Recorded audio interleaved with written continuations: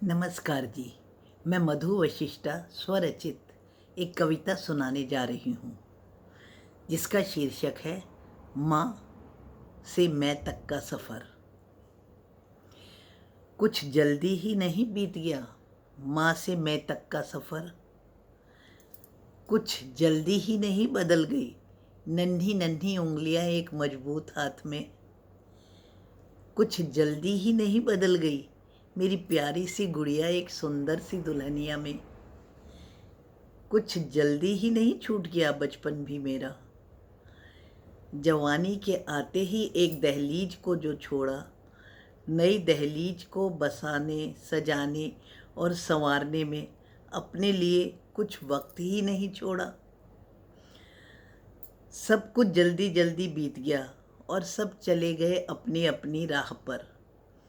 आवाज़ें अब भी गूंजती हैं हर कमरे में बच्चों की, बस बिस्तरों में सिलवटें ही नहीं पड़ती, सामान यथास्थान ही रखा होता है।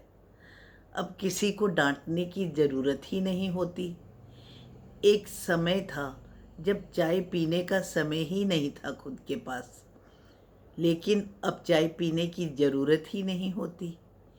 कितनी जल्दी बीत गया यह माँ से मैं तक का सफ़र। अब मैं बेफिक्र और खाली बैठी तो ज़रूर हूँ, लेकिन माँ भी मेरे ख्यालों से कहीं बाहर नहीं होती।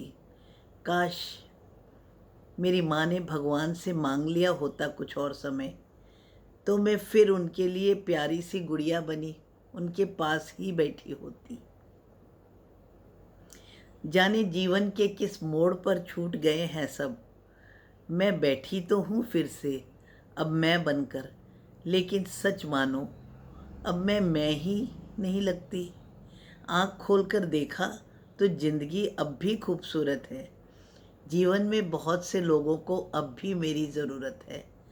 बहुत से सपने जो मैं पूरे ना कर पाई, अब उन्हें पूरा करने के लिए मैं करूँगी ना कोई ढिलाई।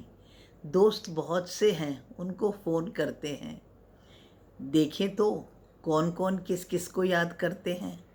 अच्छा हुआ जल्दी ही बीत गया वह माँ से मैं तक का सफ़र। अब खुद पर ही डाल सकेंगे खुद की नज़र। धन्यवाद जी।